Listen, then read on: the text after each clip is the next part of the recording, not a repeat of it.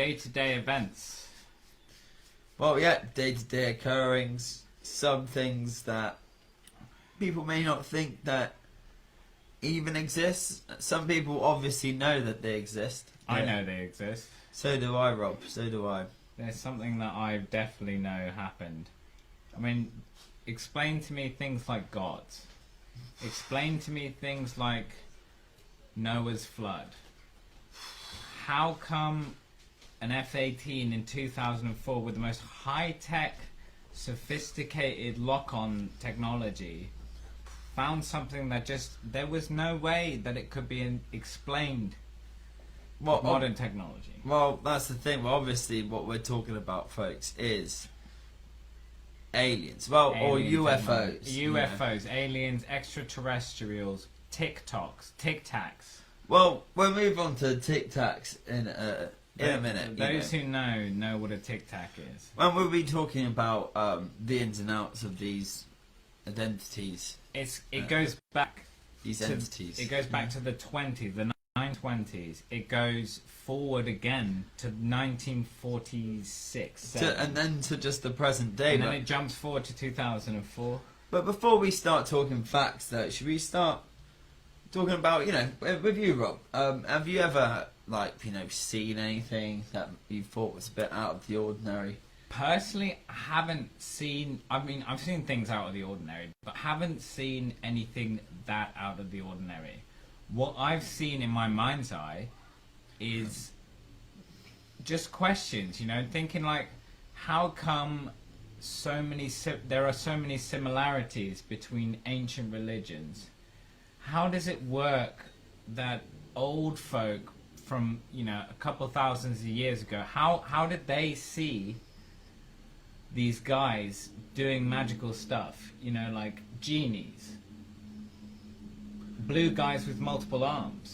True, that sort of stuff. And pyramids, why are they all the same? The Indian gods, why they've got different coloured skin, for example. Exactly. Like the Egyptians, why do they have, and the Jews, different heads? Are the Jews involved? Well, potentially. Yeah, potentially. They're the most ancient musician, religion. And, there's Sumerians, and there are all sorts of folk, and they've seen things from back in the day. There are just too many similarities all over the planet to just throw away and be like, no, that's just coincidence. That's not a coincidence. Well, at this stage, it's not a coincidence. Well, yeah, it's like you go back to, say the Egyptians, right? Right. And in their, sorry, you might need to help me along with here, but what the picture's called again? Hieroglyphics. Hieroglyphics, yeah. So, there's a lot of flying objects within the hieroglyphics. A lot of bright lights. A lot of bright lights, a lot of beams, a lot of beings. And these are to do with the forefathers giving advice and stuff into what makes them do their thing. And it's very similar, if you look at books like the Bible, there's always a being coming down from the sky, which is how you would imagine a UFO to come down, is through the sky. And it's funny that it doesn't just appear out of nowhere. It's always from, the heavens. Absolutely right. There are loads of examples in ancient religions of beings coming down from the heavens, beings which are similar to us, which is an important point, is that they're similar to us, but seem to have some sort of technological if you were back in the day, you wouldn't know that it was a technological edge, but they had a superiority over us that was just impossible to grasp. And so if you're a human being, and if we're trying to draw lines between human beings, humanoids, humanoid aliens, it's hard to tell where the line stops. Well, totally. The blend is very strong. Did slaves build the pyramids and the Sphinx and Stonehenge? Yeah, possibly, exactly. Potentially, but why?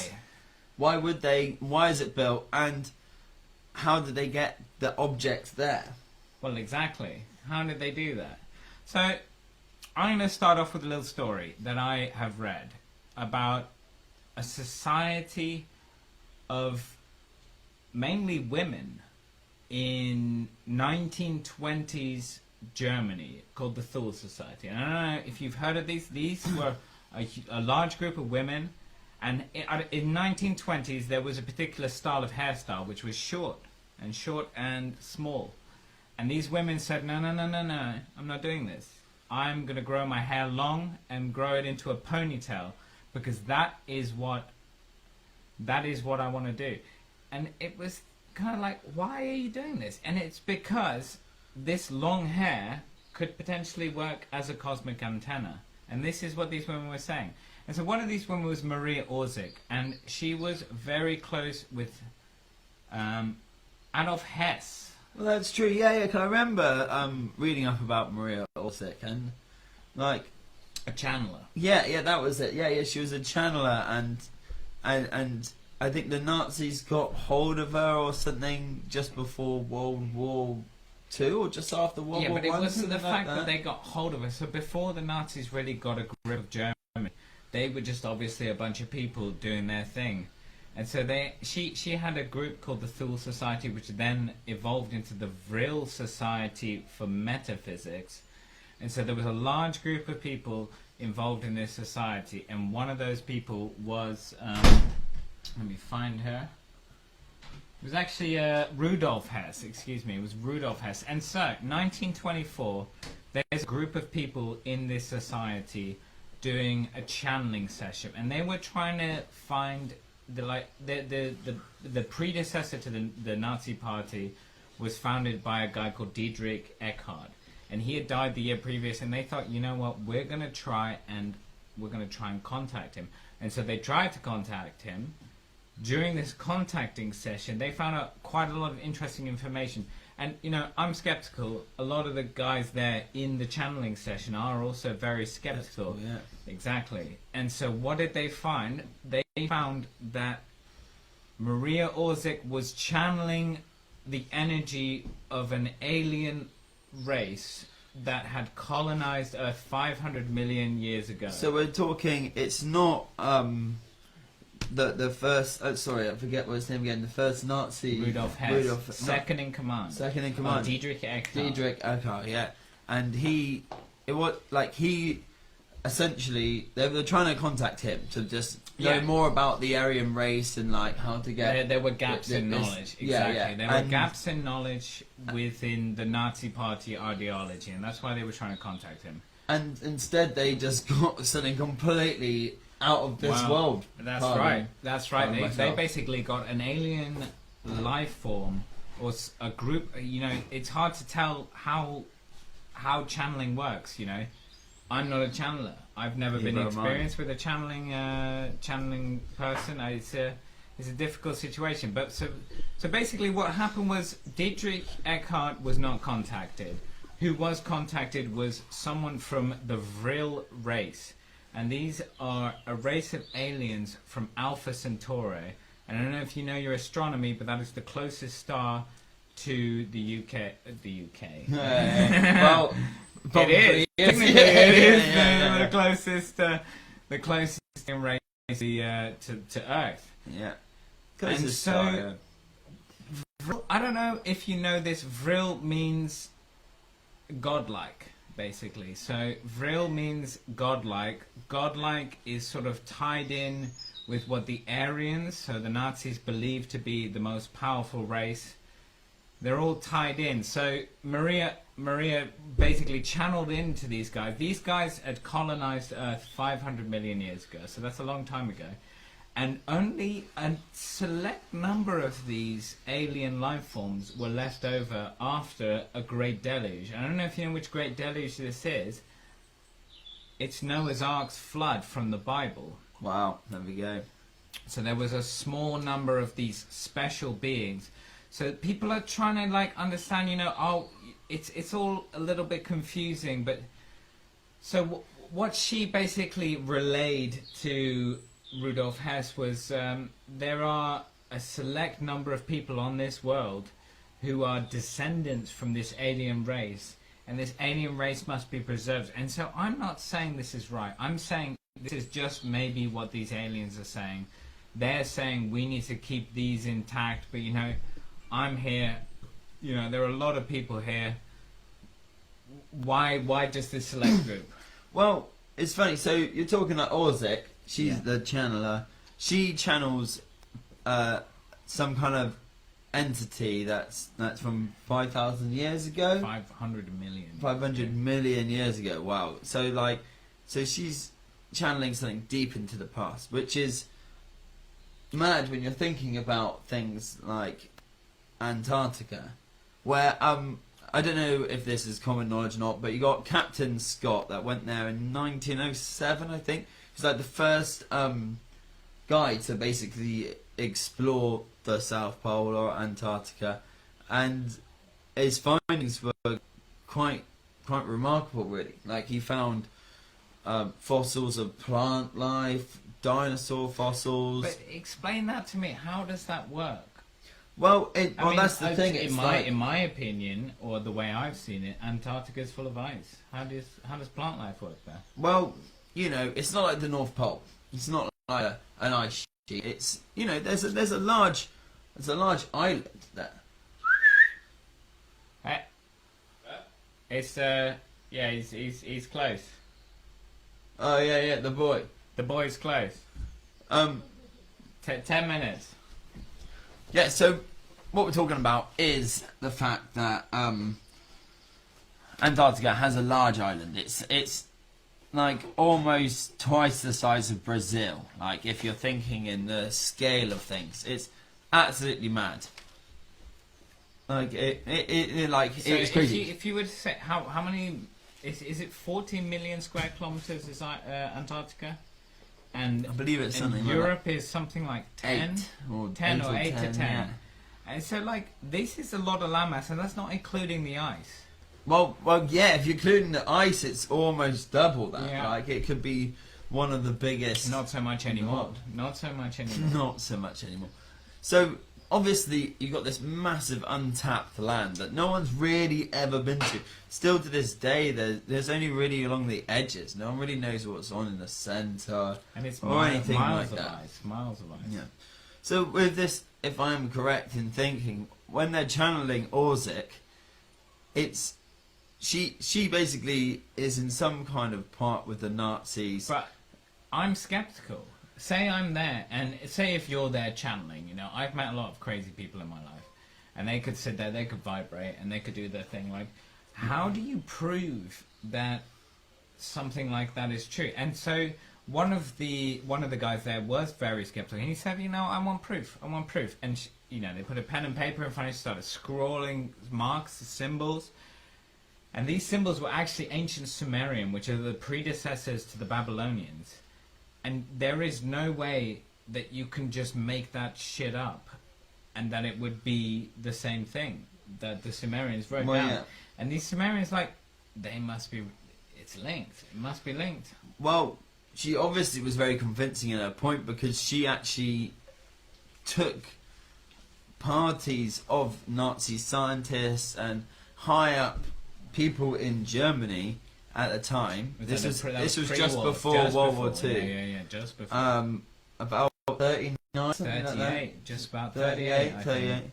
And just took scientists, just like, you know, you're thinking, you know, you need them, like, your major guys in the field in your country to study, and no, they were just taken on a secret mission to the South Pole, which was in this cove. It's like, it's hard to say, because the north of the South Pole is obviously north on all edges, but if you're looking down from England and Europe, it's so on that sort first... of a bit that is connected to, like, Africa, not connected, but, like, you know, you got Africa's bit, Australia's bit, South America's bit, it's and just then the Pacific Ocean's bit. If you go straight down from Europe, that's basically it, which is quite a feat, really. Yeah. In the scheme of things, it's mad. It was expensive. It was probably a very expensive expedition. There's no way around that. And also, you know, the first expeditions were probably similar in cost to, say, what an expedition to the moon would be nowadays. That's a lot of money. It's a lot of money, yeah. It is a lot of money. So what were they what were they doing down there? Well, this is the thing. There's so many different stories and tales, but one of the key things that interested me was the pictures and like the photos. If you don't know if they exist or like are real, basically, but of basically alien spacecraft. And you know, and there's a lot of information on the Nazis having a helping hand from another being, from other beings, and having technology that was maybe, you know, I mean, there's the V1 and the V2 rocket, but when you think about it, those are kind of like chemical combustion, you know, those are kind of within reality, but they have other things which sort of created electron-positron differential fields. Flying with artificial gravity. We're talking flying saucers here. Well, yeah, we are talking flying saucers. Flying saucers down in Antarctica. Yeah, right. As mad as it sounds. It's crazy. I find it hard to believe, but it's maybe there. The thing is, like, if you skip forward from, like, it's easy to fake the past. We all know if you write it down, it gets. In the handwritten, history is written in the handwriting of the victor. Exactly. Yeah. So, you know, you've got this whole thing where someone's writing this stuff about UFOs. Hard to believe, because it's like a long time ago, no one can prove it or anything like that. Which moves on to probably the most convincing UFO stories, really, which is this kind of spacecraft that's white in colour and kind of a tic-tac shape, and we'll call them tic-tacs. Tic-tacs. We'll just call them tic-tacs, because that's what they are. Well, yeah. And these guys, they'll be in the sky like that, and they'll just go like this. They're like jit around. They make manoeuvres that are not possible. Mach 7. You can't go from 0 to Mach 7 in half a second with current technology. Current human technology. Well, yeah, and this like goes back to so we got Admiral Byrd, right? Admiral Byrd, haven't you seen? Haven't you seen? He's found Antarctic Nazi flying machines, as the poem goes. And so he goes just after World War II. There's this mad thing where a lot of people see these lights and stuff over. Just over the White House, and they're looking at this thing, and at the same time, 4 naval ships plus an air. So this is more like a task force. For those who know anything about military jargon, a task force is a group of ships, or a task force on land could be, a couple of regiments. Yeah. So what we've got here is a task force, and that was Task Force 68. Yeah, no, exactly, Task Force 68, and it wasn't like an Arctic mission for, anything more than a military thing, because there's so much money going into this. It can't be. I understand, but say I was a civilian in 1948 and I read in the newspaper, what would I read? Would I read that we're looking for aliens, or would I read that this is some sort of Arctic expedition,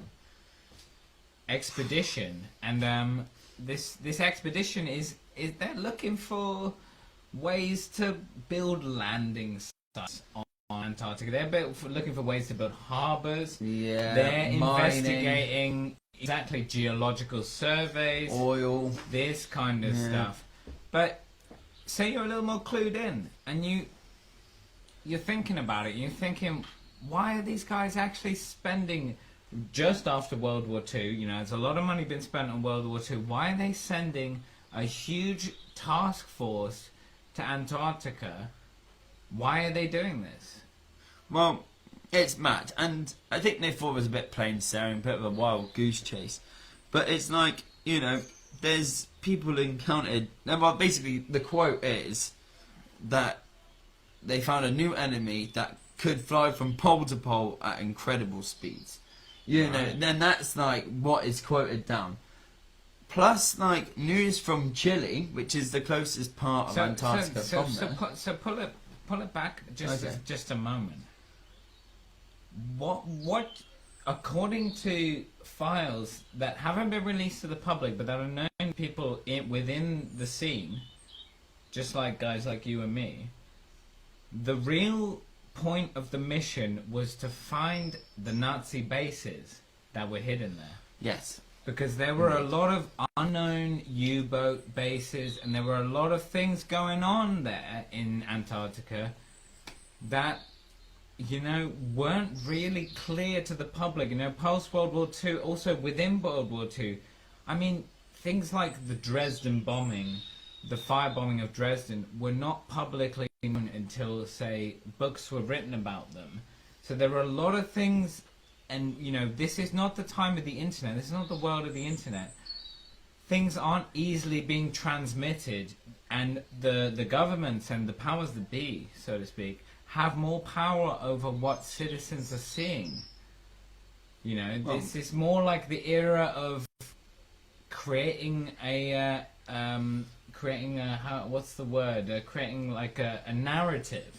So the governments are creating a narrative which is easy for people to digest. You know, it was a difficult time to live. Everyone was scarred by the war. A very easy time to hide exhibitions like this. Expeditions. Yeah. Because I made that mistake as well. So essentially they did all this thing, and as Operation High Jump, which was Admiral Byrd's, haven't you heard? Haven't you seen? Haven't you seen?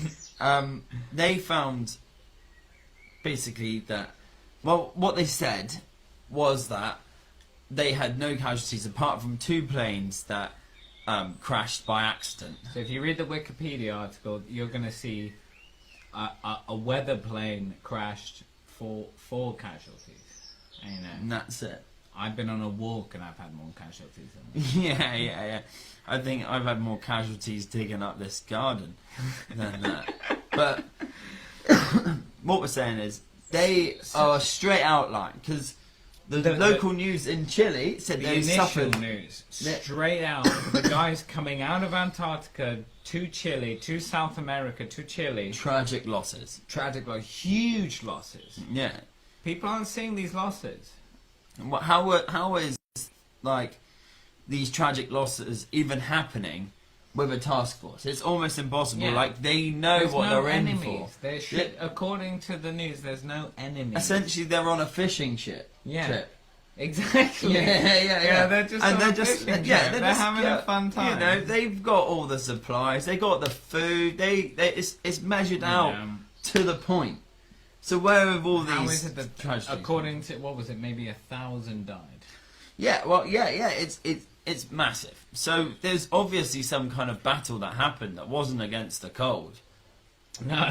No, it wasn't. It wasn't just a battle against the cold. So the question is, you know, who do we believe in this kind of situation? It's true, because the person who said they could fly from pole to pole at incredible speeds was just silenced. It was shamed. That was like Admiral, taking his. Yeah, he's an admiral. He's a big guy in the sea. A rear admiral. That's the kind of guy who's in charge of a whole bunch of ships. He's like a fleet man. You know, that takes like a whole life to be able to get close to being an admiral. Yeah, it's a career. You know, and you don't throw a career away for no reason. And he just does a bit like, you know, silent, shunned, he's gone. He's disappeared off the face of the earth. He's suddenly a loony old man. Yeah. So, and, was there another one? Maybe. Well, this is the thing. It's like, so there's not really many accounts of these. Well, the Tic Tacs, like jittering around and just being mad like that. There's not any accounts anymore of that kind of thing until 1947. So now we're talking 1947? Yeah, in 1947. Okay. Yeah. So this is like, surprising you hear that. So I don't know. 1947. So John P. Schwartz, which is a radio man of the U.S. Brownsman, basically was saying that like UFOs were just flying out of the sea, you know, and they have the same shape. Mission? Was this the same mission? The same operation? I'm pretty. Yeah, my bad. Yeah. This is part of Operation High Jump. So this is a different kind of thing. Same Arctic He was saying mission. that like UFOs were flying out of the ocean at great speed, at a 45-degree angle, but they couldn't track it because and I heard it was blowing antennas all over the place, and yeah. you know, people were really experiencing these guys flying out of the. It was just like, well, that's what I mean. Even these days, have you ever heard of a military weapon that just flies out of the sea and flies? Exactly. Like, come on, get a grip. You know? So, like, you're like looking at these things, right? They're just coming at you at like all speeds, and they're just jittering around like no one's business, using like some kind of form of gravity propulsion kind of thing. Maybe this positron antitron differential field that the Nazis were working on. Well, which maybe. is basically could be that. Like, I'm not saying it is, or not saying it isn't. It's kind of hard to think. You know, maybe there are multiple extraterrestrial species at play here. That's not to say there's some universal galactic governing body, you know, deciding what happens. You know, there may be multiple species, there may be multiple aliens at play here. Well, this is the thing. It's not like it's super, like CIA knowledge or army knowledge about like the things that they're testing. It's that the army themselves have no idea, and it doesn't make sense. And like even the G-forces alone would absolutely cream you. So it's mad, and it's like at 1947 they see these things. There's records of them seeing them, but there is no way that they could prove as such because their radar systems are very just primitive. Yeah. Well, what did they say? You know, they could only sort of beam straight on at 250 miles. Exactly. And so, like, you know, that's nothing. And that's 1947. Yeah. But let's move it forward. Let's move it forward a moment. Yeah. Are you ready? Well, I don't know if it's the same guy you studied, but you know, Dave Favor. Tell me about him, please. Well, he saw the same kind of thing, you know, like, and I believe that was like later in like the 80s. But who is Dave Favor? Well, you know, like these are just accounts that I'm picking out. You know, he saw a similar thing. Like, right. You know, he's also army based, still like career on the line kind of fella. Anyone's just so you know, you can get involved and you can ask us any sort of questions. Call the number, and we'll be through. We'll be talking to you.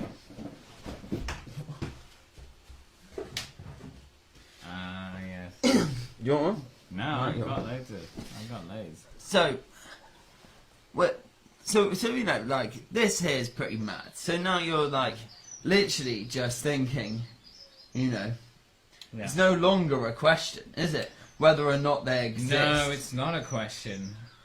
It's, you know, yeah. It isn't. It's no. The proof is too strong for it to be a question. You know, you get your classic skeptics being like, "Oh, aliens, you know, do they exist?" It's like, "Oh, you're crazy if you believe in aliens." It's just like, think about all the planets, all the stars in our galaxy. Think about our galaxy and all the other galaxies in the world. You know, obviously a lot of species would probably be wiped out. Still but find the chances, man. Come on. Well, they still find species of animal in the Amazon and in the Exactly, sea on our own planet. Yeah, we don't even know our own planet, let alone the entire galaxy, let alone the entire universe. You know, come on, think about it. Just think about it for a second. The odds of there not being other intelligent life other than us, it's stupid. You're being stupid if you don't think there are extraterrestrial life forms. Well, so just think about that. Is Carl not a thing? I think so. Oh, shit. Yeah, Whatever. it's like I think it's when you think about it. It's just the world is so big, and there's so many things that aren't seen. Like, are these Tic Tac entities maybe just like another species of animal or something like that, or is it robotic? I find that hard to believe. Well, it's hard to believe the whole story. Well, you're right. But there is actual footage of this. What recently. do they say? Reality is stranger than fiction. Mm. Why do you think those Netflix documentaries about killers in reality are way more entertaining than anything a human came up with? That's because things in reality are much more complicated than things you can make up in your mind. It's very important to remember that. So, can we move forward? Let's move forward in time.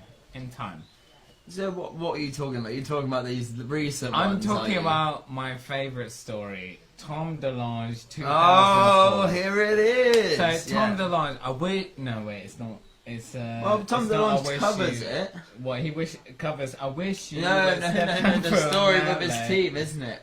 Yeah. No, he covers it. But what is he? What songs does he do?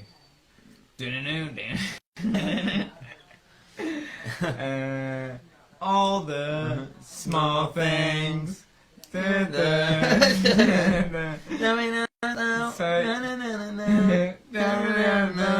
Carry me home. So we're talking about Tom DeLonge of Blink-182. This is a guy who is in a very famous rock band.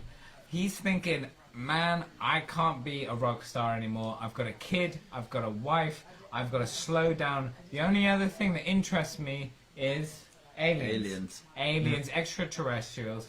He's not, he's not an idiot. I've seen interviews with this guy, and he's not stupid. He's pretty on the ball, to be honest. He's like that. He's there, and he's thinking like, I love to rock. I love to investigate aliens. Yeah. And I don't blame him. I love these two things as well. I've got the money from being a rock star. Nothing really interests me. I've got this stuff. I need a hobby, and he just kind of got on this whole alien flex. Yeah, and so he was like, you know what? I know aliens are real. I know aliens are real. Declan knows aliens are real. Anyone who's got any sense knows aliens are real. He's thinking, I'm going to put all my effort and time into this because it's easier than going on tour as a rock star. So he's not going to go on tour as a rock star anymore. He wants to spend a lot of time with his daughter. So he's thinking, all right, let's go into it. So he does that. So he's got a TV show called Into the Stars or something like that. We'll put it in the show notes. We'll put it in the show notes. So what's important about this is that he facilitated the expose of a particular incident which really swayed me. Well, he's got some big guys on the scene, really. Look, he's got like old US presidential. Yeah. Was it commissioner or like Carter? It's like President basically. Carter. Yeah, just like big guys, them like naval officers, big guys in the military. Just like he's got a crack team of investigators. Got a huge team of investigators. People who would be in the shadows. Why would they talk about it? So we got retired admirals of task forces again. So moving to 2004, we've got a training mission basically. We've got a carrier strike group, and this is the USS Nimitz. You probably, if you're any way interested in military hardware, you'll know about the USS Nimitz. It's one of the biggest aircraft carriers in the US Navy. It's a force to be reckoned with. And part of their team has the most high-tech and sophisticated radar system ever made. So for those of you who don't know, a US strike force, a carrier strike force, comprises of an aircraft carrier, destroyers, radar ships, a lot of military frigates, a lot of military hardware is within this carrier strike group. And so these guys are doing they're doing a training mission off the coast of San Diego, California. And so they're doing this training mission, and we, on the USS Nimitz, we've got a group of fighter jets, F-18A Hornets, and they're flying their as well. These are big guys, these some are of the big quickest, guys. Exactly, some of the quickest, hardest striking jets in the industry, and top brass on the ships. High-ranking officials doing this mission, and so when they're on this mission, something strange happens. Well, Something interesting happens. well, the story that I know, which is probably the same one as yours, like, so it is a high-ranked pilot, A with lieutenant. a lieutenant with a trainee, right? Yeah, that's right. And so they're in two separate Hornets here, and they're just, you know, flying around doing their training exercises. And as they're flying out, it just goes, your training is finished, you need to get to these coordinates now. Yeah. So training mission cut down. There's It emergency. immediately becomes we need boots on the ground around this location. Yeah, like, you know, to work out what's going on. it could have been enemy flights, like terror attack, like loads of different things. You know, they're military, so they're ready for the fight. These guys spend money on knowing what's going on. Yeah, exactly. And they're like, well, you know, I need to go and do this.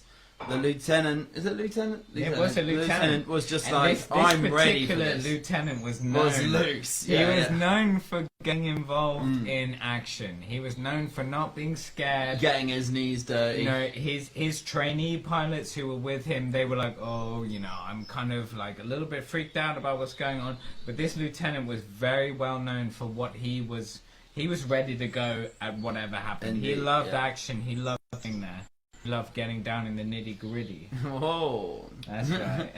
And so, first of all, this training, they get to the coordinates and they're like, oh, there's nothing really here. And the trainee, she spots this white kind of bubbling thing, like it with like you know, straight down the sea, which is really far underneath. But automatically, she gets really like freaked.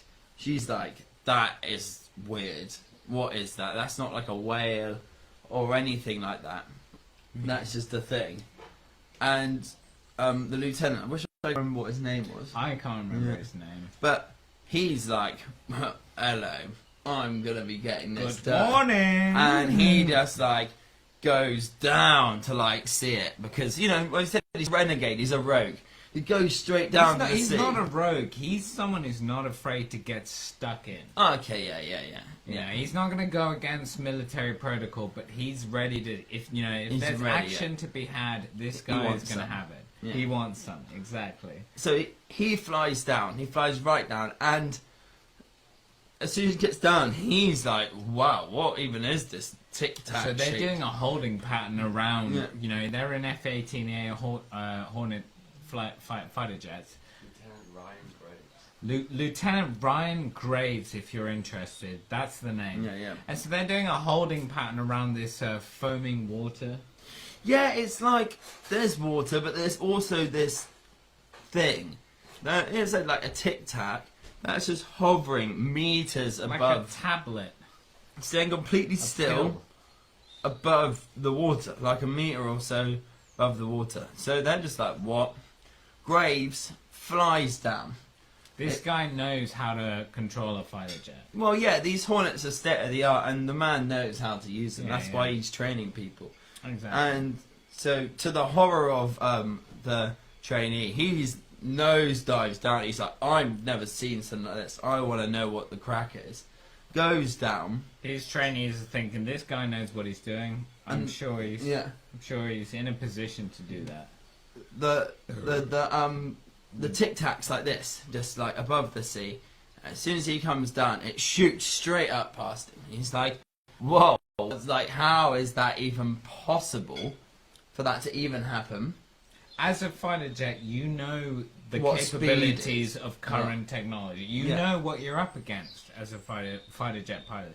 You know that you know that your enemy is not going to be able to pull G's harder than what you know, basically. Well, so you're in the know. Like me and my friend, my colleague Declan, we don't particularly know that much about the capabilities of military hardware. Like we know a bit, you know, Yeah, as true, much, like- you know, reading a little bit online. But you know, when you're in the industry, you know what's possible and what's not. Well, you're right there, Robert. It's like, I know what fast is, but I wouldn't know what was impossibly fast. Exactly. You know, and exactly. that, so Graves is there in one of the fastest fighter jets in the world at the time, and there's something that is like trebling, maybe more than that his speed. And he's Almost like, what is going on? Blinking Yeah. across the world.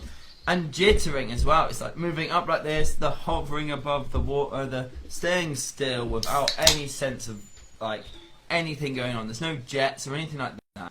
When they look at this thing, Afterburners. No. well, I'm gonna just about to get onto that. So they fly up to the level of this thing is shot out of the sea basically. Now it's in the same height as the planes, and it kind of like toys with them for a little bit. And they're getting a little bit freaked out. They're getting their like rockets ready and stuff like that. Like, they think it's like a threat, and then it just shoots past. Like complete, Graves says it flies basically right next to where he is in his like pilot seat. It just flies straight past him and just disappears into the distance. Yeah. So now they're like, "What the fuck? Oh, well, what was that?" They're just like, that is ridiculous. How can that even How does that exist? work? Yeah. And so How they're a does little that bit work? shook. They fly back to their aircraft hangar, where they just tell the guys. When they get there, interesting thing happens, doesn't it? Please tell me. So their radar ship, which is part of their task force Right. on their training mission, is like, And what- you need to get Tell to... me a little bit about radar. Not in the specifics, but when it comes to radar in the 2000s, this isn't this isn't simple stuff. Yeah. Like This they is the can most see. high tech. Yeah. You know, the Americans, as we know, spent a lot of money on military hardware, and that's not just tanks and guns. That is radar. That Well, is you getting the highest spec, top technology possible. So, you know, having this kind of technology, Well, that's the it's thing. hard to deny what it sees. You go back to our poor old boy John P. Swatch from Admiral Byrd. 1948. You know, they're only shooting it like they're only shooting it in one direction, right? You know, and it's only 200 miles, and they only Also, get a little I've just blimp. been told by one of my producers, a Tic Tac is capable of flying at 3,600 miles per hour. Well, that's like what? So that's how like that's and sound insane, like you know? 400 or How 700 how or something? far? You know, the 6 times the speed of 6 sound. times. And so there are currently Russian military military weapons that are capable of flying at 6 times, but that's not a craft. yeah. That is a vessel flying in from the outer atmosphere and coming in at full speed. This is more like a missile with warheads on board. Or even And- like a but- big bullet. Kind Exactly, of thing, you know? exactly. Yeah. Like, but there's no way that you could be stationary within the atmosphere and then suddenly wish off at 3,600 miles per hour. That is not possible with our current technology. That's possible when you're coming in. You know, if you're Yeah. a spacecraft coming in from outer space, that is maybe possible coming in a predictable trajectory. It is not possible. Well, It well, is not possible. moving on from Right, from, yeah, from yeah. that, right? So, you know, John P. Squizak, who's there, who's the radar master? You know, he's shooting off in 1947. He's seeing 250 miles, and he gets a blimp. It shows you there's a craft there. Radar systems nowadays will be so accurate A bit that- more 360. that you can see all the way around you. They're so strong and correct that you can even work out how big and how much something weighs, you know, like by judging the size of things. And you could detect very small things with modern radar systems. Like of the weight, USO. like you know, whales Yeah, and little biggish fish. pigeons. It Or, can get sorted out. you know, anything like that. So they basically get back to this. And we'll go back to the old I'm Graves here thing, right? with you, brother. And he gets back to the aircraft carrier, and they get told, "Wow, there's this. You got to get to these coordinates." So just before we get to that, the guy who gets who sends the coordinates is from the radar ship, and he has seen this happen before. The quote from him, which is really interesting, is that they're coming raining from the sky. Raining From the sky. These Tic Tacs. There's But so many work? of them in a whole fleet. Well, you know, sorry, I'm aren't they? confused. So was this? When was this at the This same time, or No, was this was another an earlier incident? date. Right. But this is the same guy did the radar. Yeah, which radar? For Gray's task force. You know when they went up from that task force? Which one? The one just the Nimitz. Nimitz, yeah. This is the 2004 task yeah, force. 2004 task force. And he's seeing. He said on his radar, Tic Tacs raining down. I'm not necessarily Tic Tacs, but most likely Tic Tacs. Well, no, they work in the same. They work as a team. They move around and they disappear. And they turn up. They were in different raining bits. down, and this He was said seen. raining down. No, through radar. Yeah, obviously. Yeah. Seen through radar, which is basically seeing anyway, because Yes, exactly. yeah, that's high tech stuff. And he was like, "What is going on here? This is mad." He then talks to like the admiral of his ships, being like, "I'm seeing some mad stuff right here." Right. When he gets back to his quarters, with his radar machines and stuff like that, it's all been wiped. Yeah. And also, and it turned out all of the things. an interesting thing was right after this training mission on the USS Nimitz carrier strike group, a U.S. Navy Black Hawk helicopter landed on the ship. You know, I've got clearance. Give me all your top secret information. Just took all the top secret information. The rest of the stuff was wiped, and that was that. And that was that, you know. Absolutely Case mad. closed as far as the public is involved. But no. Just before we get... No, tell me. Our man on the radars waiting for your calls in. If you've got any questions about this, please call in on the number on screen. And so he sends out these coordinates to one of the guys, and one of the other kind of young guns, you know, he's a player in the scene, like he's a top pilot. It's like, I'm in on this, like, you know, I want to know what they saw. Right. So they're like, these coordinates, and he flies off to that and sees exactly the same thing. The Tic Tac. They're in the sky, and it's like, and it's not just seeing the Tic Tac with your eye as you and I would. It's seeing the Tic Tac with high-end military technology. Yeah. Radars, infrared cameras, filming it, you know, this is the real deal. This is not just... The footage you can see online, you know. Look your own mind up. Google it. Yeah, I'm happy for you to stay in ignorance, but, you know, look it up. See what happened that day on 2004. Yeah, that's what I'd look at it. Well, we've basically been talking for an hour about this now. Yeah, we're pretty close to it. So, I mean, I'm happy. Just you know, I've got my own opinions. I'm a skeptic. I don't just believe anything I hear. I need concrete proof, and if concrete proof for me is enough, having a real credible source, and these credible sources are admirals. You know, it's not privates. You know. Cadets, you know, low down guys. Some loopy guy lives in a shed. Exactly. Not some crazy guy who lives in a shed. This is the commander of a strike force or of a task group, responsible of thousands of people's lives. This is top brass, a bird colonel. So, just before we go, I think we've cleared that up, and I think. Do your own research. Yeah. And I think, for me, the question is not... Do they exist?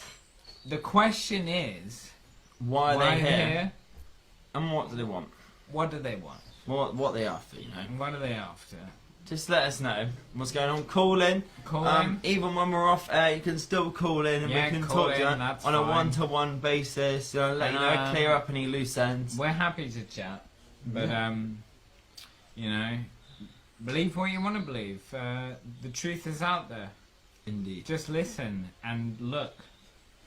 And that's all we got. Alright, well, I've been Declan Gossling. I've been Robert Horton. And together we are Egg and Bush. And we're also Bird Colonels. Yeah, Bird Colonel DJ. Bless you. Bird Colonels, plural. Bless you.